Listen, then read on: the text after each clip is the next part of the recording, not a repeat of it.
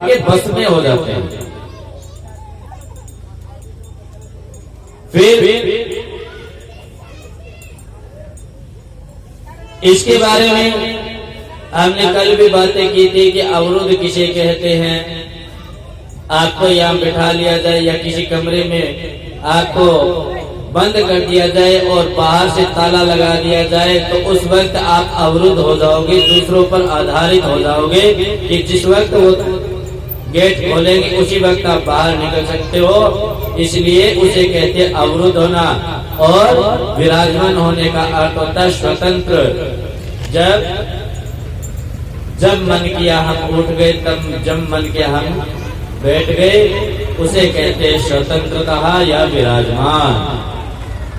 उत्कंठा किसके मन में होगी? अब प्रश्न आ गया कि प्रगाढ़ जो उत्कंठा होगी भजन करने की, भजन सुनने की, कीर्तन करने का, कथा करने करवाने की, पूजा पाठ करने करवाने की उत्कंठा किसके मन में होगी? कहते कृति भी सुकृति भी, जिसके जन्म जन्मांतर के पुण्य कर्म जागृत होंगे उसी के मन में ऐसी इच्छा प्रकट होगी और उसी के मन में भगवान आकर के अवरुद्ध होंगे। जब तक हमारे जन्म जन्मांतर, युग युगांतर, कल्प कल्पांतर के जन्म के जो हमारे पुण्य कर्म है वो जागृत नहीं होंगे, तब तक हम भगवान की भक्ति कर ही नहीं सकते। और जिस दिन हम किसी कथा का श्रवण करने के लिए पंडाल में पहुंच जाते हैं या पूजा पाठ में हम सम्मिलित हो जाते हैं, तो इसका मतलब हमारे जो पुण्य कर्म है वो जागृत हुए हैं। आगे तीसरे श्लोक में फिर वेदव्यास जी महाराज ने स्वरूप समझाया है कि जो हमारी श्रीमद् भागवत कथा है वो कैसी है, इसका स्वरूप क्या है। तो कहते हैं निगम कल्पतरो गलितम बलम शुकमुगात् मृत द्रव संयुतम पिबत भागवतम रसमालयम मुहुरहो रसिका भुवि भावुका नितरां गमयति बोधयति स निगमो वेदः स एव कल्पतरु। कहते हैं निरंतर जो उस परम तत्व का प्रतिपादन करते होंगे, जिसके द्वारा उस परम तत्व का ज्ञान करवाया जाता, उसका नाम निगम है। परमात्मा के बारे में कौन बतलाता है? अच्छा ये बताइए, परमात्मा के बारे में, भगवान के बारे में, ईश्वर के बारे में, परब्रह्म के बारे में कौन बताता है? किसी को दिखाई देते हैं? तो कहते हैं कि केवल परमात्मा के बारे में तो हमें केवल वेद ही बताते हैं। वेद के अलावा हमें कोई प्रमाणित नहीं कर सकता कि भगवान होते हैं। वेद ही हमें बताते हैं कि भगवान कैसे होते हैं। वेद द्वारा ही हम इस बात का ज्ञान कर पाते हैं, बोध कर पाते हैं कि ब्रह्म को कैसे जाने जो हमें इन आंखों से दिखाई नहीं देता है। केवल वेद ही एकमात्र प्रमाण है उस परमात्मा को जानने और प्राप्त करने का मार्ग है। वेद क्या है? वेद है क्या? तो कहते हैं वेद कल्पत्रु है। कल्पत्रु समझते हो? एक स्वर्ग में ऐसा वृक्ष है जो समुद्र मंथन किया था ना, उस वक्त वो वृक्ष निकला था और उस वृक्ष को स्वर्ग में लेकर के चले गए भगवान विष्णु, देवताओं को दे दिया था। और कहते उस वृक्ष के नीचे बैठ करके जो भी मांगो वो तुरंत मिलता है, एक सेकंड भी लेट नहीं होता। उसे कहते हैं कल्पतरु। कल्पतरु, कल्पना मात्र से जो सिद्धि प्राप्त हो जाए उसे कहते हैं कल्पतरु। केवल आप कल्पना करोगे कि मेरे पास में ऐसा होना चाहिए, अगर आप कल्पतरु वृक्ष के नीचे बैठे हैं तो तुरंत वो प्राप्त हो जाएगा आपको, एक क्षण भी नहीं लगेगा। इसीलिए कहा है कि वेद भी कल्पतरु है। वेद भी कल्पना मात्र से हमें भगवान की प्राप्ति करवाते हैं। वेद से ही हमें भगवान की प्राप्ति होती है।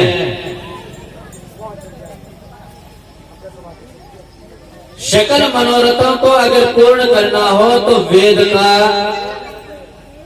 ज्ञान होना अति आवश्यक है। वेद के मंत्रों को जानना जरूरी है। उसी कल्पतरु का विगलित फल है श्रीमद् भागवत कथा। विगलित का मतलब पका हुआ फल, कि वेदों का पका हुआ जो फल है। वेद एक वृक्ष है जिसका नाम दिया हमने कल्पत्रु। वेद व्यास जी ने क्या नाम दिया उसका? कल्पत्रु, जिससे हमारे सभी मनोरथ पूर्ण होते हैं। और उसी कल्पत्रु वेद रूपी जो वृक्ष है उसका जो पका हुआ फल है उसे श्रीमद् भागवते कहते हैं। अब कहते हैं कि श्रीमद् भागवत जो है वो पका हुआ फल है, कच्चा फल नहीं है।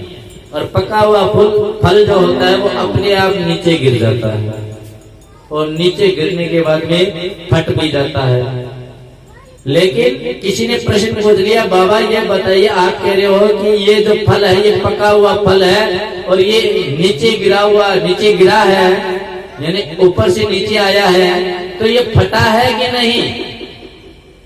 तब वेद व्यास जी महाराज कहते हैं ये पका हुआ फल जरूर है परंतु गिरा हुआ फल नहीं है, और न ही ये फटा हुआ है। आया जरूर है नीचे, लेकिन कैसे आया है नीचे? तो कहते हैं शिष्य प्रशिष्यादि रूप पल्लव परंपरया शनीर खंडमेवावतीर्ण न तुच्छ निपाते न सपुटित। कहते हैं ये पका हुआ भी है, रसीला भी है, परंतु खंडित नहीं है, कहीं से टूटा फूटा नहीं है। भी पका हुआ फल अगर यहाँ से पेड़ से गिरेगा तो क्या होगा? नीचे गिरेगा, फटेगा ना। परंतु ये ऐसा नहीं है। कहा क्यों? किसी ने प्रश्न कर लिया, अगर ये पका हुआ फल है तो पेड़ से तो गिरा है और गिरते समय ये फटा नहीं, ऐसा कैसे हो सकता है? तो वेद व्यास जी महाराज कहते हैं कि ये कैसे आया था नीचे, उसके बारे में बताते हैं। नारायण रूपी डाली से गिरा तो ब्रह्मा की शाखा पर लटका, फिर ब्रह्मा रूपी शाखा से टपका तो नारद रूपी शाखा पर अटका, फिर नारद रूपी शाखा से टपका तो व्यास रूपी शाखा पर अटका, और फिर व्यास रूपी शाखा से टपका तो सुखदेव रूपी शाखा पर अटका, और उसके बाद में कहते सुखदेव शाखा से जैसे ही टपका तो परीक्षित के माध्यम से पूरे संसार को प्राप्त हो गया। डायरेक्ट नीचे नहीं आया, ये डाली डाली करते हुए नीचे आया। पहली डाली थी श्रीमन नारायण, दूसरी डाली थी ब्रह्मा, तीसरी डाली थी नारद जी महाराज, चौथी डाली बने कौन?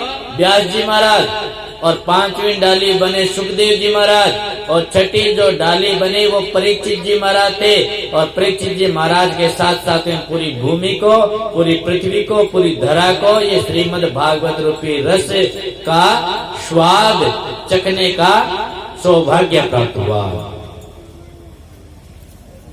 फिर पूछा, किसी ने पूछ लिया फिर से, क्योंकि सवाल करने वाले तो कैसे भी सवाल कर सकते हैं, जैसा मन में आए वैसा सवाल कर सकते हैं। किसी ने पूछ लिया, महाराज अच्छा ठीक है, हमने मान लिया ये डाली से डाली होते हुए आया इसलिए ये फटा नहीं, परंतु ये तो बताइए ये खट्टा है कि मीठा है? इसके स्वाद का कैसे पता चलेगा? तो व्यास जी कहते हैं ये बहुत मीठा है। तो सामने वाला कहता है अच्छा मैं कैसे मान लूं? भी व्यास जी महाराज कह रहे हैं मीठा है, परंतु मैं कैसे मान लूं? तो तभी एक उदाहरण याद आ जाता है, मैं बता देता हूं आपको। जैसे ठेले वाला होता है और वो फल लेकर के चलता है तो क्या कहता है कि जैसे खरबूजा लेकर के चले कि खरबूजा ले लो शक्कर से मीठा, एक आवाज दे रहा था कि खरबूजा ले लो शक्कर से मीठा, खरबूजा ले लो शक्कर से मीठा। तो कोई स्त्री आई, माता आई और उसने खरबूजा ले लिया, लेकर के घर चली गई, खाने लगी काट करके, तो बिल्कुल फीका था। दौड़ी दौड़ी वापिस आ गई और उस ठेले वाले से लड़ने लगे। अरे तू तो कह रहा था कि ये शक्कर से भी मीठा है, लेकिन ये तो बिल्कुल फीका है। तो वो कहता है माता जी आपके सुनने में थोड़ा सा अंतर है। मैंने ये कहा था कि खरबूजा ले लो शक्कर से मीठा, इसमें शक्कर तो डालो मीठा हो जाएगा। शक्कर से मीठा है, शक्कर से भी मीठा ये नहीं कहा मैंने। क्या कहा था उन्होंने? शक्कर से मीठा, यानी इसमें शक्कर डालोगे तो क्या हो जाएगा? ये मीठा हो जाएगा। तो उसी प्रकार है सुनने में जो शब्द होते हैं, एक शब्द के त्रुटि करने पर कितना अंतर हो गया। स्त्री के शब्द में आया कि शक्कर से भी मीठा, परंतु उसने कहा था केवल शक्कर से मीठा। भी हटा दिया तो शब्द का अर्थ ही परिवर्तन हो गया, वाक्य का अर्थ ही परिवर्तन हो गया। उसी प्रकार व्यास जी महाराज को किसी ने प्रश्न पूछा कि हम कैसे मान ले कि आपका जो फल है वो मीठा है। कहा हम कह रहे हैं कि नहीं, हमें प्रमाणित कीजिए कि ये फल आपका जो है वो मीठा है।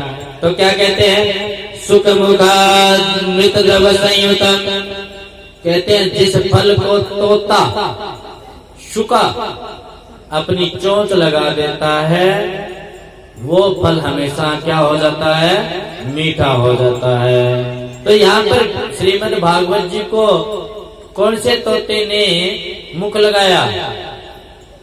कहते हैं सुखदेव जी महाराज, जो वेद व्यास जी महाराज के जो सुपुत्र हैं सुखदेव जी महाराज, वो क्या है? और सुख माने क्या होता है? तोता ही तो होता है। और अंत में जब भूमि पर वो फल आने लगा तो पांचवी जो सीढ़ी बनी थी, पांचवी जो डाली बनी थी, वो कौन बने थे? सुखदेव जी महाराज जी तो बने थे। इसीलिए कहा कि जिस फल के मुख तोते का लग जाए वो फल हमेशा मीठा ही होता है।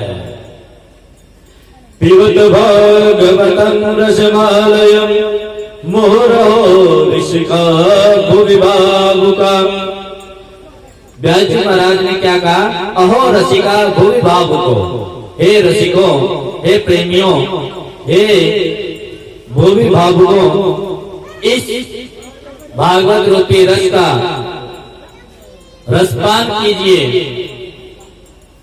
अमृत फल है, इसका रसपान कीजिए। इसमें कुछ फेंकने योग्य नहीं है। ऐसा फल है ये जिसमें कुछ फेंकने योग्य नहीं है। वो हर फल के अंदर कुछ ना कुछ फेंकने योग्य होता है। जैसे केला हो गया तो उसका छिलका फेंकना पड़ेगा, किसी का बीज फेंकना पड़ेगा, किसी में कुछ और करना पड़ेगा। परंतु श्रीमद् भागवत रूपी जो अमृत फल है इसमें कुछ भी फेंकना नहीं पड़ेगा। इसलिए कहते हैं कि इसे इसका रस स्वादन किया जाए। परंतु भागवत रूपी जो फल है इसमें कुछ भी तेज्य नहीं है। भागवत रस आल्य है। रस का मतलब उसमें रस और आल्य माने घर। जो रस का घर हो उसे ही भागवत कहा गया है। हमने कल भी ये बात की थी कि जब तक हम अपने मन का शुद्धिकरण नहीं करेंगे और हमें किसी चीज का ज्ञान ना हो, जैसे संगत का बहुत असर पड़ता है। संगत के बारे में जानना हो तो मैं आपको बतला ही दूंगा, परंतु हम पहले अपने जो आचार्य जी हैं उनके माध्यम से, उनके भजन के माध्यम से, उनकी मुखार बिंद से कंठ में विराजमान जो सरस्वती मैया है उनके माध्यम से जान लेते हैं कि संगति का हमारे जीवन में क्या प्रभाव पड़ता है। हमारे जीवन में संगत का सबसे बड़ा प्रभाव होता है। जैसी करोगे संगत वैसा हो जाएगा आपकी रंगत। इसीलिए कहते हैं जैसा खाओगे अन्न वैसा पाओगे मन। जैसे कहते जैसा पियोगे पानी वैसी हो जाएगी आपकी वाणी। तो संगत के बारे में जान लेते हैं अपने आचार्य जी से। श्री राधे श्याम।